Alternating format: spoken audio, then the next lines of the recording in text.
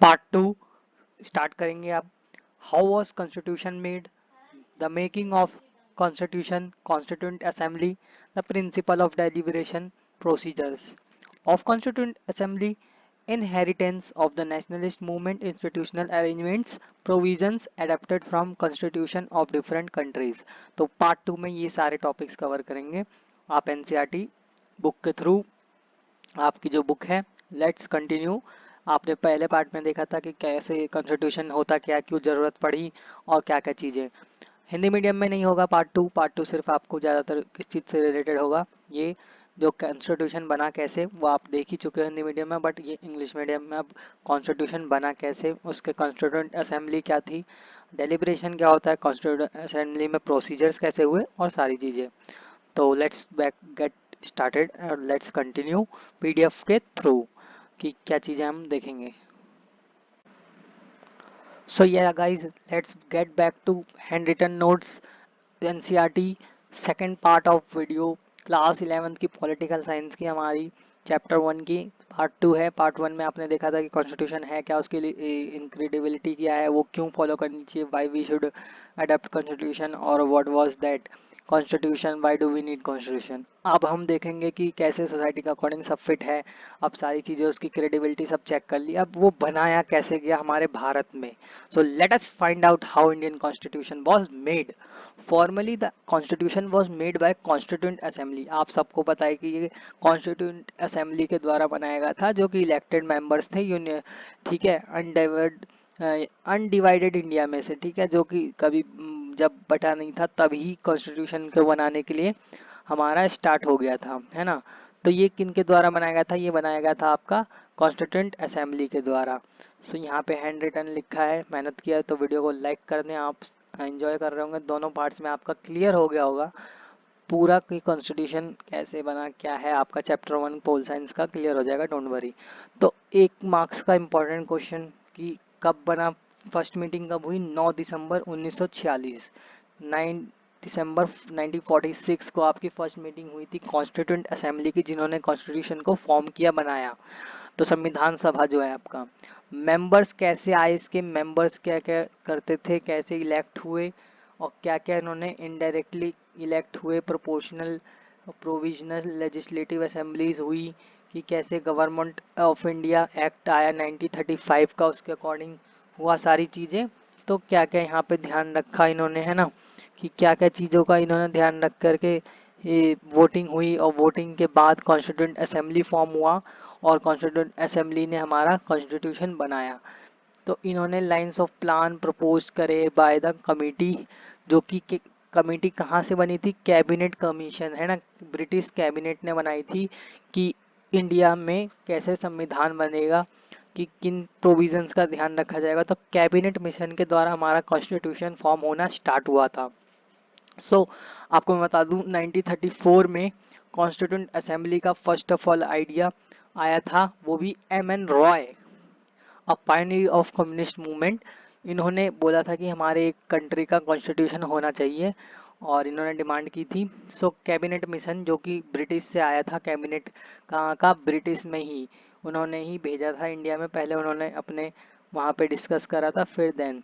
तो कौन कौन मेंबर्स थे इसके, lord Pethick, Lawrence secretary state of for India, sir Stanford Cripps, Cripps mission भी आपने पढ़ा होगा 10th में।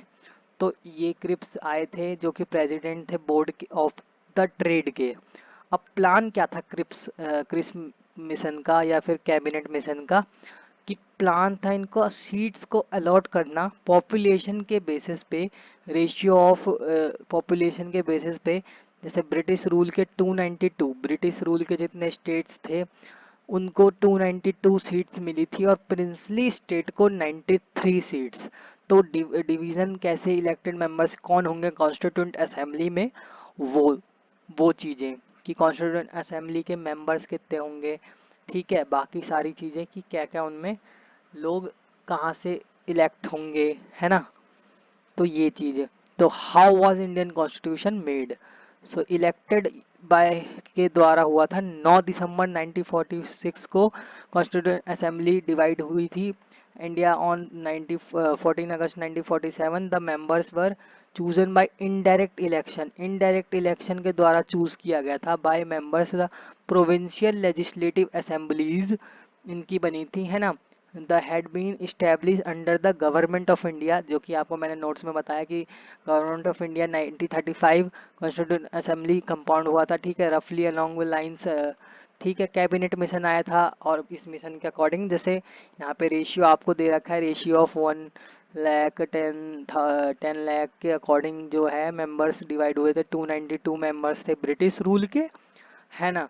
ये बहुत पूछा जाता है कि कितने मेंबर्स कहाँ के थे, तो कौन सा प्लान था और क्या था उस प्लान में, तो ये सारी चीज़ें देखेंगे। सीट्स कैसे डिवाइड हुए कॉन्स्टिट्यूंट असेंबली में, जो कि हमारा संविधान, हमारा कॉन्स्टिट्यूशन बनाने जा रही थी, तो वो कैसे बने था, कौन लोग बनाने जा रहे थे, कितने मेंबर्स इलेक्ट हुए, कहाँ से हुए, कितने थे, कहाँ से कैसे इलेक्ट हुए, तो क्या था प्लान में कैबिनेट मिशन के कि जैसे कि कॉन्स्टिट्यूशन जो इंडिया का बनाएंगे।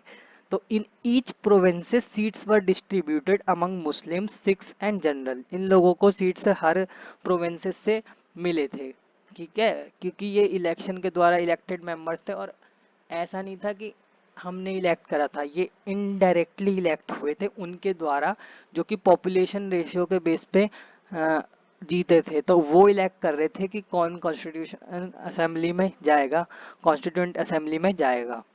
So members of provincial legislative assembly elect their own representatives by the method proportional representation के द्वारा जो members थे provincial legislative assembly के, जैसे MLA जो होते हैं वो इलेक्ट करते हैं आपके किसके लिए, लोकसभा राज्यसभा के लिए, राज्यसभा के लिए MLA इलेक्ट करते हैं, कौन जाएगा, वैसे ही जो मेंबर्स थे प्रोविंशियल लेजिस्लेटिव असेंबली के, तो वो रिप्रेजेंटेटिव्स अपना भेजेंगे किस मेथड के द्वारा, the method is provincial representation, ठीक है, by the two method which is proportional representation, ठीक है, कि कितने कितने हैं वो, और विथ सिंगल ट्रांसफरेबल वोट। ये बहुत इंपॉर्टेंट पॉलिटिकल साइंस का आपका ग्रेजुएशन लेवल तक हेल्प होगा, ये सब हम पढ़ते हैं, आपको बता रहे हैं। प्रोपोर्शनल रिप्रेजेंटेशन होता है कि कितने लोग हैं, कितने लोगों पे कितनी सीटें मिलेंगी, और जितने जो जहाँ पे पॉपुलेशन है उनको उतनी सीटें मिलती है, ज़्यादा पॉपुलेशन ज़्यादा सीटें, तो ये, और सिंगल ट्रांसफरेबल वोट है कि एक ने दिया है, और इनडायरेक्ट भी है, ठीक है। तो अब मेंबर्स जो थे पार्टीशन से पहले वो 389 थे कॉन्स्टिट्यूंट असेंबली में, जो कि बाद में कम हो गए क्योंकि जो डिवाइड होकर के वो सेकेंड कंट्री में चले गए, दूसरे कंट्री में। Members from princely state was to be determined by constitution, तो प्रिंसली स्टेट से जो मेंबर्स थे वो कॉन्स्टिट्यूशन के द्वारा डिवाइड कर रहे थे। तो अब मेंबर्स डिस्ट्रीब्यूशन देख लेते हैं, कहाँ से कितने लोग थे। टोटल 299 मेंबर्स थे, ठीक है, तो ब्रिटिश रूल के 292 और प्रिंसली स्टेट के 93। 4 मेंबर्स कहाँ से आए फिर, 4 मेंबर्स थे हमारे कमिश्नर थे चीफ प्रोविंसेस के, जैसे दिल्ली बंगाल जो प्रोविंसेस थे आपके चीफ, जो वहाँ के कमिश्नर्स भी 4 मेंबर्स थे कॉन्स्टिट्यूशन असेंबली के।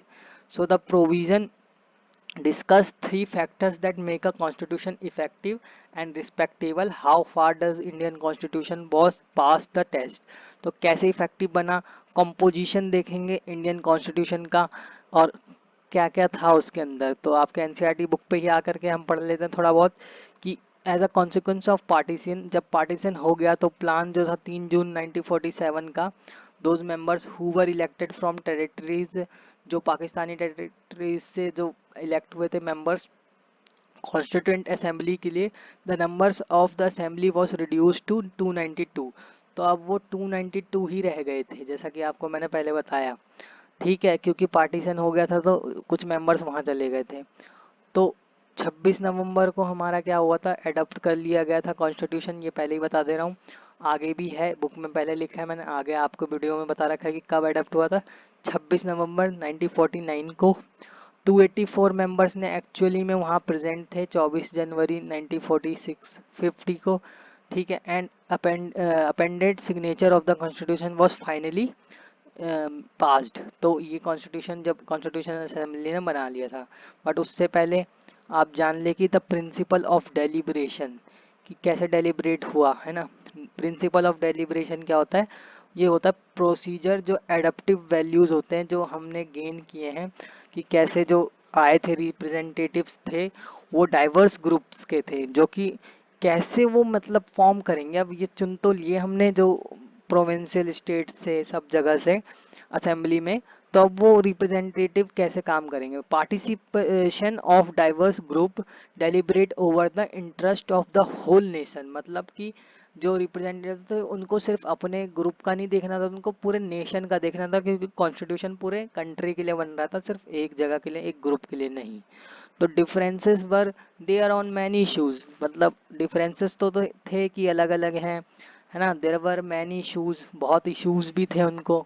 ओके, सो इश्यूज होने के बावजूद भी इकट्ठा कंट्री के लिए क्या बना रहे थे, कॉन्स्टिट्यूशन। तो बट दे वर डिबेटेड, तो वो लोग डिबेट किए थे, डिस्कस किए थे, रीजनिंग वगैरह हुआ था कॉन्स्टिट्यूशन असेंबली में, एक्सेप्शन हुए थे। एक एक्सेप्शन आपसे जरूर पूछा जाता है, मोस्ट इम्पोर्टेंट है, कि ऐसा कौन सा टॉपिक था, ये आपका बड़े बड़े कॉम्पिटिटिव एग्जाम्स में भी पूछा जाता है, कि ऐसा कौन सा चीज़ था जिस पर डिबेट नहीं हुआ इंडियन कॉन्स्टिट्यूंट असेंबली में। तो वो था यूनिवर्सल सफरेज, ठीक है, जो कि आपका जो वोटिंग का एडल्ट फ्रेंचाइज वोटिंग का राइट है, जो कि 18 साल के बाद वोट दे सकते हैं। तो उस टॉपिक पे ही किसी ने नहीं बोला कि ये नहीं पास होना चाहिए, सबने बोला ये आराम से पास होना चाहिए, जरूरी है voting.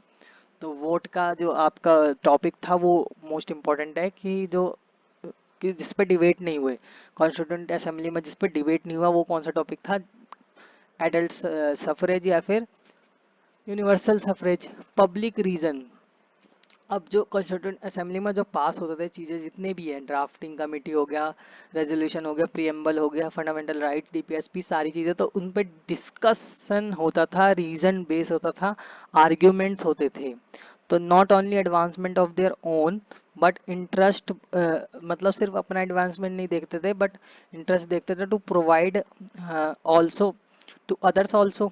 Each cause of the constitution was scrutinized and debate and provide public reason, मतलब सब पे पब्लिक रीजन। पब्लिक रीजन क्या होता है, पब्लिक रीजन मतलब कि लोगों के हिसाब से, कि लोग क्यों मानेंगे, क्या रीजन देना चाहते हो। और ये जो डिबेट्स डिस्कशन होते थे वो लाइव होते थे, डिबेट ब्रॉडकास्ट होते थे रेडियो पे, जिससे कि लोग जान सके, लोग भी रीजन जान दें कि ये जो पास कर रहे हैं बिल, जो भी प्लान, जो भी रूल, जो भी आपके कॉन्स्टिट्यूशन में ऐड होगा, वो डिबेटेड होते थे, पब्लिक रीजन देना पड़ता था, कि आर्ग्यूमेंट होता था, कि कैसे ऐसे ही नहीं कुछ भी पास हो जाता था। उस पर जो पास करवाना चाहता है जो भी स्कीम, वो उसका डिस्कशन, डिबेट और उसको रीजनिंग, पब्लिक रीजनिंग करना पड़ता था, तो ही वो कॉन्स्टिट्यूंट असेंबली में पास होता था। तो प्रिंसिपल ऑफ डेलिब्रेशन था, the authority of constituent assembly does not come from the fact that broadly thaw perfect, मतलब जो रिप्रेजेंटेटिव है सिर्फ वही फैसला ले लें, ये नहीं था। फ्रॉम कम्स फ्रॉम प्रोसीजर्स, जो प्रोसीजर्स उन्होंने अडेप्ट करे कॉन्स्टिट्यूशन में, एंड वैल्यूज मेंबर्स के जो ब्राउट किए गए डेलिब्रेशंस के द्वारा, डेलिब्रेशन जिनमें वो डिबेट डिस्कशन वगैरह असेंबली में क्लेम करते थे, रिप्रेजेंटेटिव जितने भी थे डिजायरेबल, डाइवर्स सेक्शन से सोसाइटी के पार्टिसिपेट कर रहे थे। It is equally important that they participate only as a representative of their own identity, community के अपने देखते थे, but each member liberated upon constitution with interest of the whole nation, मतलब उनको सारे नेशन का इंटरेस्ट देखना पड़ता था। यही डेलिब्रेशन होता है, कि आपको पूरे कम्युनिटी का ही नहीं, सिर्फ अपने पूरे देश का ध्यान रखना पड़ता था। तो डिसएग्रीमेंट भी होते थे, few disagreements could be traced, members protecting their own interest, मतलब कुछ तो अपने इंटरेस्ट ही देखने लगते थे, है ना, बट उन्हें पूरे नेशन के लिए करना पड़ता था।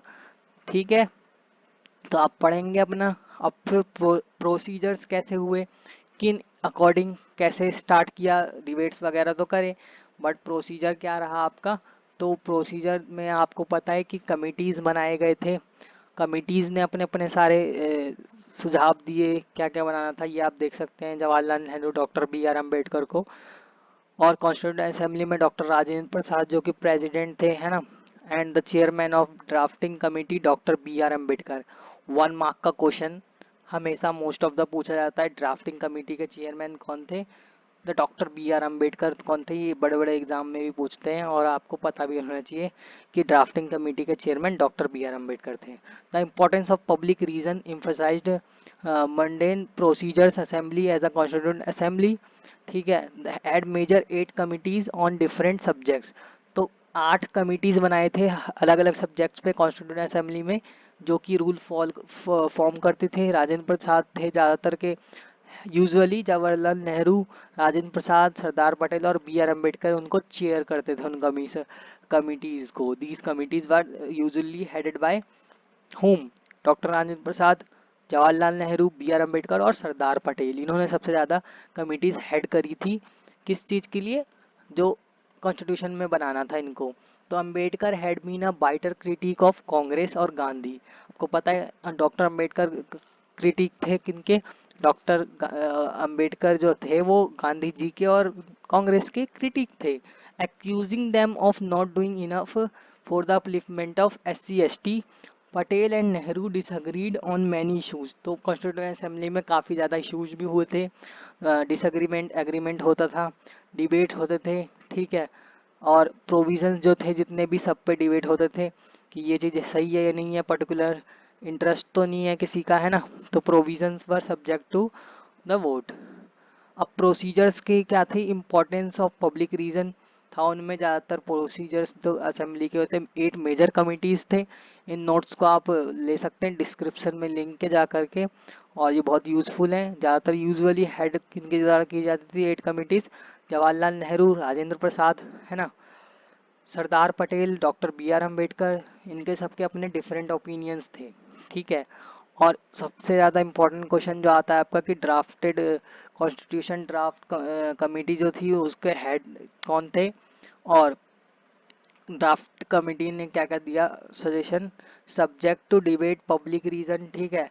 कभी अम्बेडकर और कांग्रेस में बहस हो जाती थी, डिबेट हो जाता था, ठीक है, क्योंकि कांग्रेस से अम्बेडकर की नहीं बनती थी। पूना पैक्ट में भी हमने देखा था कि वो SC ST के लिए गांधी जी को बोला था उन्होंने, तो वो चाहते थे। पटेल और नेहरू जी की भी डिसएग्रीमेंट हुई थी, काफ़ी इश्यूज हुए थे कॉन्स्टिट्यूएंट असेंबली में, जो कि फॉर्म कर रही थी हमारे देश का संविधान। असेंबली मेट फॉर 166 डेज, मतलब बना तो ये 2 साल 11 महीने 18 दिन में था, बट ये काम इन्होंने ज़्यादातर असेंबली का होती थी 166 दिन हुई थी, है ना। और जैसे कि हम 365 दिन तो स्कूल जाते नहीं हैं, तो होता इतने दिन में काम, बट वो आपका मेन वर्क जो होता है वो इन दिनों में हुआ था। तो it's season were open for the press and the people. तो जो सेशंस होते थे, जो सीजन्स थे, वो ओपन कर दिए गए थे लोगों के लिए भी, जो होता था कॉन्स्टिट्यूंट असेंबली में। और inheritance of the nationalist movement. अब देखेंगे कि कैसे हमने नेशनलिस्ट मूवमेंट्स का ध्यान रखते हुए अपने कॉन्स्टिट्यूशन में ऐड किया। तो कॉन्स्टिट्यूशन सिर्फ कॉन्स्टिट्यूंट असेंबली का प्रोडक्ट नहीं था, ठीक है। आपको पता होना चाहिए ऑब्जेक्टिव रेजोल्यूशन जो है, जो resolution that defines the aims assembly, है ना, असेंबली के aims, expression to the fundamental committees, equality, liberty, democracy, sovereignty, ठीक है। ये जो चीज़ें बताता है ऑब्जेक्टिव रेजोल्यूशन, वो सिर्फ मतलब कॉन्स्टिट्यूंट असेंबली में नहीं बना था। ये सब चीज़ें हम अपने किससे, नेशनल इंडियन नेशनल मूवमेंट से ही देखते आ रहे थे। अब बैलेंस इंस्टीट्यूशनल डिज़ाइन यहाँ पे बीच में है। अब बैकग्राउंड कॉन्सिक्वेंसेस भी बहुत हेल्प करते हैं, बहुत इंपॉर्टेंट रोल प्ले करते हैं, ठीक है।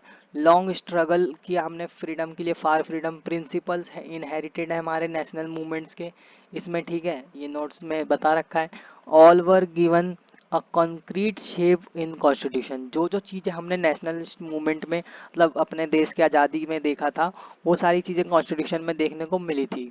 तो कॉन्स्टिट्यूशन के जो रूल्स प्रोसीजर्स हुए थे, वो चीज़ें कहाँ से आई थी? नेशनलिस्ट मूवमेंट्स से आई थी, लोगों को देखा गया था, है ना।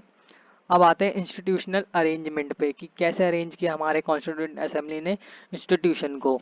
तो पहले NCERT पे आपको लेके जाऊंगा, है ना, कि बैलेंस इंस्टीट्यूशनल डिज़ाइन किया है हमारे कॉन्स्टिट्यूशन ने, हमारे कॉन्स्टिट्यूंट मेकर्स ने बैलेंस्ड, कि सबको सेम इक्वल पावर मिले, किसी पे ज़्यादा कम ना हो, पावर शेयरिंग।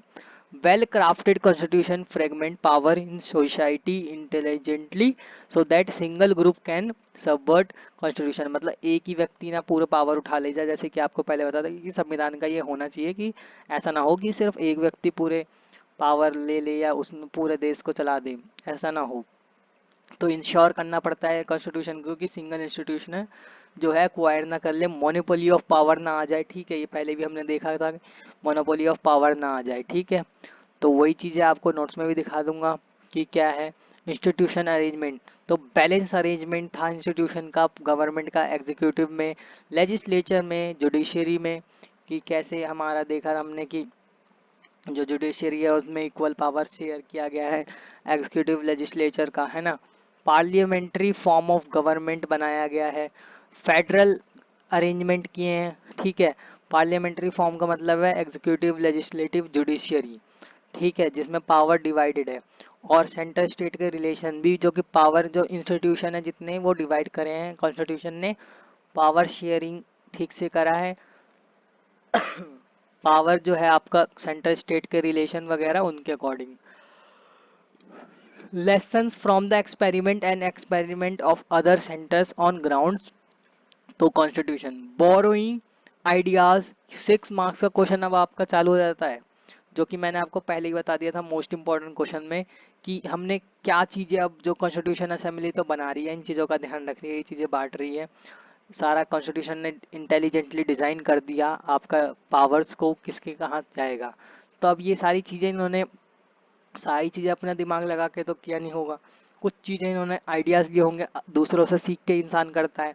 अब मैंने जो ये वीडियो बनाई है वो पूरा खुद से ही, सारा ज्ञान मेरा ही तो नहीं होगा, मैंने रिसर्च की है, लिखा है, चीज़ों को ढूंढा है यूट्यूब पे, गूगल पे, फिर बनी है वीडियो। वैसे ही जब कॉन्स्टिट्यूशन बन रहा था तो कॉन्स्टिट्यूशन ने भी, हमारे कॉन्स्टिट्यूंट मेकर ने भी क्या करा था, कुछ चीज़ें बोरो की थी अदर कंट्रीज से। ठीक है, तो सिर्फ इमिटेट नहीं किया था, सिर्फ मैंने इस पूरा डिट्टो कॉपी नहीं किया, इसमें अपनी चीज़ें, अपनी ज्ञान भी दिया है। वैसे ही कॉन्स्टिट्यूशन मेकर्स ने अपना भी उसको शेप दिया, कॉन्टेक्स्ट में देखा, हर चीज़ को उसको डिज़ाइन किया। तो वो सिर्फ कट कॉपी पेस्ट नहीं करा है, ईच प्रोविजंस वॉज डिबेटेड, ऐसे ही नहीं कुछ भी, उस पर डिबेट हुआ, वो डिफेंड किया गया, ग्राउंड्स पे देखा गया, चेक किया, रियलिटी चेक किया। ठीक है, इंडियन प्रॉब्लम्स के अकॉर्डिंग देखा, एस्पायरेशंस के अकॉर्डिंग देखा, नो पैरार्कियल इंक्लूसिवनेस था उसमें। ठीक है, provisions adapted from constitution different countries, 6 marks guaranteed आपके, एक ना एक, या फिर 2 मार्क्स में, या फिर मिलान में, या फिर 1 मार्क्स में आता ही है कि आपका कौन सी चीज़ कहाँ से ली गई है इंडियन कॉन्स्टिट्यूशन में, जो प्रोविजंस है आपके, जो जो देखने को मिलता है, जो फिलोसफी ऑफ कॉन्स्टिट्यूशन में फीचर्स में आपने देखा, तो वो चीज़ें आई कहाँ से। तो जो फर्स्ट पास्ट पोस्ट सिस्टम है वो कहाँ से आया, ब्रिटिश कॉन्स्टिट्यूशन से ज़्यादातर चीज़ें ली हैं, क्योंकि हम पे ब्रिटिश ने रूल किया था, तो हम सारी चीज़ें कहाँ से ज़्यादातर सीखते हैं, ब्रिटिशर्स से। तो ब्रिटिशर्स ने जो अपना कॉन्स्टिट्यूशन बनाया था उसमें से हमने देखा कि कैसे उन्होंने फर्स्ट पास्ट पोस्ट सिस्टम का यूज़ किया। पार्लियामेंट्री फॉर्म ऑफ गवर्नमेंट वहाँ पे भी है, यहाँ पे भी है, बट यहाँ पे थोड़ा काशी फेडरल भी है। द आइडिया जो था रूल ऑफ लॉ का, ठीक है, ये बहुत इंपॉर्टेंट है, आगे आप लोग देखोगे रूल ऑफ लॉ और rule to law, rule by law, इनमें डिफरेंस क्या है। Institution of the speaker, speaker का होना, लॉ मेकिंग प्रोसीजर, सब हमने ब्रिटिश कॉन्स्टिट्यूशन से लिया है। मोस्ट इंपॉर्टेंट में हमारे टाइम पे तो आया था, आपके टाइम पे भी आ जाए, कि डीपीएसपी कहाँ से लिया है, आयरलैंड से लिया है। याद रखना, बड़े बड़े एग्जाम्स में भी आता है कि आयरलैंड से ही हमने डीपीएसपी बोरो किया, देख के मतलब उसको, मतलब वो चीज़ इम्प्लीमेंट यहाँ करी है। फ्रेंच कॉन्स्टिट्यूशन से आपको पता है हम क्या ले सकते हैं, सिर्फ principle of liberty, equality and fraternity, यही। और कैनेडियन इंस्टीट्यूशन से बहुत अच्छी चीज़ ली है हमने, काशी फेडरल। ठीक है, Kashi federal form of government की पावर जो है वो सेंटर और स्टेट के दोनों के बीच डिवाइड होगा। The idea of residual powers, ये भी हमने कहाँ से लिया, कैनेडियन कॉन्स्टिट्यूशन से लिया है। तो प्रोविजंस जो हमने अडॉप्ट किए हैं 6 मार्क्स के लिए, आपका यही इम्पोर्टेंट है, आपका ये आएगा 6 मार्क्स, आप गारंटी कर लें अगर आप ये याद कर लेते हैं। ठीक है, 11th क्लास जो आए हैं 10th से 11th में, है ना, उनके लिए बहुत इंपॉर्टेंट है कि जो जो चीज़ें हमने अडॉप्ट की है इंडियन कॉन्स्टिट्यूशन में। ठीक है, तो इंडियन कॉन्स्टिट्यूशन, ब्रिटिश कॉन्स्टिट्यूशन से हमने first past the post, parliamentary form of government, है ना, the idea of rule of law, institution of the speaker and his role, law making procedure, ये सब जो जो हमने कॉन्स्टिट्यूशन असेंबली जो यूनाइटेड स्टेट्स से जो मेन चीज़ ली है, चार्टर ऑफ फंडामेंटल राइट्स हो गया, पावर ऑफ जुडिशियरी हमने जो इंडिपेंडेंट एक इंस्टीट्यूशन है वो कहाँ से उठाया हमने, यूनाइटेड स्टेट्स से हमने देखा है कि कैसे वो उन्होंने अपने पार्लियामेंट्री एक इंडिपेंडेंट जो है वो इंस्टीट्यूशन कर रखा है। तो कैनेडियन से क्या लिया है, फ्रेंच से क्या लिया है, ये सारी चीज़ें आप नोट डाउन कर लें और पढ़ लें सारी चीज़ें अच्छे से। आप कंक्लूजन पे आते हैं, इस वीडियो को एंड करते हैं कि क्या होता है। ये जो आपका 2 वीडियोस में पार्ट डिवाइड है, आपको ये कंप्लीट चैप्टर जो है, दो Indian constitution why and how, constitution के बारे में सारी जानकारी, संविधान था क्या, संविधान क्यों यूजफुल था, कैसे उसको बनाया गया, किनके द्वारा मेंबर्स कैसे चुने गए, सारी चीज़ें। So it is a tribute to wisdom foresight makers of the constitution that the presented nation. और हमारा कॉन्स्टिट्यूशन वर्ल्ड का बेस्ट कॉन्स्टिट्यूशन है, रिटर्न कॉन्स्टिट्यूशन है, और ये कॉन्स्टिट्यूशन मेकर्स के 2 साल 11 महीने की मेहनत है। तो बहुत अच्छे से बनाया गया था, सारी चीज़ों का ध्यान रखते हुए बनाया गया था। तो India's constitution is a unique document. India का कॉन्स्टिट्यूशन जो है यूनिक डॉक्यूमेंट है, which in turn became so exemplar for any other constitution, है ना। मोस्ट नोटेबली साउथ अफ्रीका के भी हमने हेल्प करी है ना। So the this is the all thing that you should learn and you should know about constitution. So ये सारी चीज़ें स्टडी हमने करी कॉन्स्टिट्यूशन की, ये चैप्टर इस बुक में सारा कॉन्स्टिट्यूशन के बारे में पढ़ा। Next chapter is yours fundamental rights, मौलिक अधिकार, उसके लिए वीडियो मैं प्रिपेयर करूंगा और आपको इस चैनल पे political science class 11th 12th की हिस्ट्री की भी आएगी। मैंने 11th की हिस्ट्री की एग्जाम की डाल रखी वीडियो, चेक करें, डिस्क्रिप्शन में लिंक है। इस पूरे पीडीएफ का नोट्स का लिंक आपको भी डिस्क्रिप्शन में मिल जाएगा, ले लें जा कर के नोट्स को, और क्लास 11th अपनी अब से पढ़ाई चालू कर दें। और ये वीडियो थी पूरी आपका जो आपका चीज़ें हैं कि now you can solve all questions, है ना। आप सारे अब क्वेश्चंस को सॉल्व कर पाएंगे, ठीक है। विच आपकी स्टार्टिंग है वीडियो में, सारी होल थिंग मैंने आपका डिस्क्राइब कर दिया। Constitution why and how chapter आपका पूरा हो गया। चैनल को सब्सक्राइब कर लें नेक्स्ट चैप्टर के लिए, और नोट्स के लिंक डिस्क्रिप्शन में है। शेयर कर दो इस वीडियो को, क्लास 11 के ह्यूमैनिटीज़ के जो स्टूडेंट है, जो आर्ट्स के हैं, उनके लिए बहुत बेनिफिशियल वीडियो है। मैंने कंप्लीट रिसर्च करके आपको जो है chapter 1 constitution why and how 2 parts में डिवाइड करके लॉन्ग वीडियो बनाई है, जिससे कि आपको पूरा समझ आ जाए कॉन्स्टिट्यूशन बना कैसे, क्या था, उसके रोल क्या है, उसकी क्रेडिबिलिटी क्या है, ठीक है सारा। तो कंक्लूजन यही है कि ये चैप्टर जो था वो ऑल अबाउट कॉन्स्टिट्यूशन था और how constitution formed and implemented. I hope that you understood about the first chapter of class 11 political science. If you have any doubt you can comment, or I hope that you will like this video. अगर आपको पसंद नहीं आई है तो dislike भी कर सकते हैं, अगर आपको समझ नहीं आया तो। संविधान क्यों और कैसे पूरा आपको समझा दिया। नेक्स्ट आपका मौलिक अधिकार पाए, तो सारी चीज़ें आपको क्लियर हो गई होंगी आई होप। अब कंपोजिशन भी थोड़ा देख लो कि क्या था कैसे, मीन्स ये चीज़ मैंने लास्ट में डाली है, क्यों, क्योंकि ये इम्पॉर्टेंट है और ये क्या बताती है हमारी कि कॉन्स्टिट्यूशन असेंबली के बारे में। इस पे भी 6 मार्क्स का आता है, ठीक है। तो प्लान जो 3 जून को पार्टीशन का हुआ, उसके बाद क्या हुआ, तो कंट्री पार्टीशन हो गया। और फिर उसका टाइमलाइंस जो इम्पोर्टेंट है, 9 दिसंबर 1946 से 26 नवंबर 1949 तक हमारा क्या बना कॉन्स्टिट्यूशन। 24 जनवरी को इस पर साइन हुए, बता दिया था मैंने बट ये दोबारा बता रहा हूँ। 284 मेंबर्स ने साइन किए। 26 जनवरी 1950 को ये फोर्स में आया, आप सबको पता है।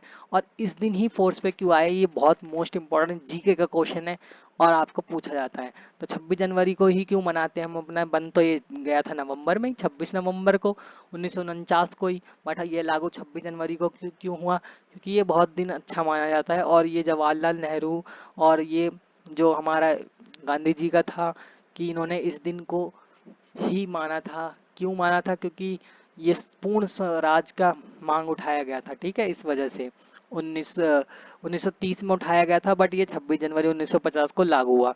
पार्टीशन के बाद जो हुआ हमारा, काफ़ी वायलेंस देखा था हमने, हमने काफ़ी चीज़ें सीखी थी उससे। उसके बाद हमने रिलीजन के बेस पे, रिलीजन के ध्यान देते हुए ही बनाया था कॉन्स्टिट्यूशन को। तो members of all religion were representative given representative assembly जो थी 28 शेड्यूल कास्ट मेंबर्स की थी। 82 सीट्स जो थे ऑक्यूपाइड थे कांग्रेस के पार्टी के द्वारा ही। पार्टीशन जो हुआ कॉन्स्टिट्यूंट असेंबली का, तो इंडियन कॉन्स्टिट्यूंट असेंबली में 299 मेंबर्स रह गए। Attempt were made to make assembly a representative body, मतलब रिप्रेजेंटेटिव लगे, सब जगह से लोग लगे, वो बनाने की कोशिश थी। और it was constituted in November 1946 under the scheme formulated by the cabinet. ये उसी स्कीम के अंदर ही बने थे, कैबिनेट ने जो फॉर्मुलेट किया था। टोटल स्ट्रेंथ जो थी वो 389 थी, बट ये 296 ब्रिटिश रूल के थे और 93 प्रिंसली स्टेट्स के। अब तो सारी चीज़ आपको क्लियर हो गई होगी। तो लाइक कर दीजिए, कंपोजिशन पूरा बता दिए कि कैसे कितने लोग थे इसमें और कैसे ये डिवाइड हुआ था, जब पार्टीशन के बाद कैसे कितने लोग थे कि जो मतलब बचे थे और जिन्होंने कॉन्स्टिट्यूशन बनाया। रिप्रेजेंटेटिव था, मतलब सभी तरह के लोग, ज़्यादातर कांग्रेस के थे, आपके प्रिंसली स्टेट्स के थे और मुस्लिम्स वगैरह सारे रिप्रेजेंटेटिव थे। तो thank you so much guys, I hope that you understood. Like this video, all links are in description. Social media पे आप हमें फेसबुक पे फॉलो कर लें, इंस्टाग्राम पे फॉलो कर लें और इस वीडियो को सब्सक्राइब करें, इस चैनल को सब्सक्राइब करें, वीडियो को लाइक करें और कमेंट करके अपने डाउट्स बताएं। Thank you so much. तो देखा आपने कि क्लास 11th का आपका आई होप सारा क्लियर हो गया होगा। फर्स्ट चैप्टर का कॉन्स्टिट्यूशन व्हाई एंड हाउ, संविधान क्यों और कैसे, सारा आपको आई होप कि जैसे क्या क्या चीज़ें उसमें हैं, फंडामेंटल राइट्स क्या होता है, संविधान क्यों ज़रूरत है, ये सारी चीज़ें क्लियर हो गई होंगी। तो अगर आपको ये वीडियो पसंद आई हो तो इस वीडियो को लाइक करें, सब्सक्राइब करके रखें इस चैनल को, जिससे कि आपको क्लास 11th की पॉलिटिकल साइंस की, हिस्ट्री की, स्टडी रिलेटेड वीडियोज़ मिलती रहेगी। I hope that you like this video, subscribe this channel. Thank you so much for watching this video. सारे लिंक्स को विजिट करें, फॉलो कर लें अदर हमारे फेसबुक पेज को, इंस्टाग्राम को। Thank you so much. मेरा चैनल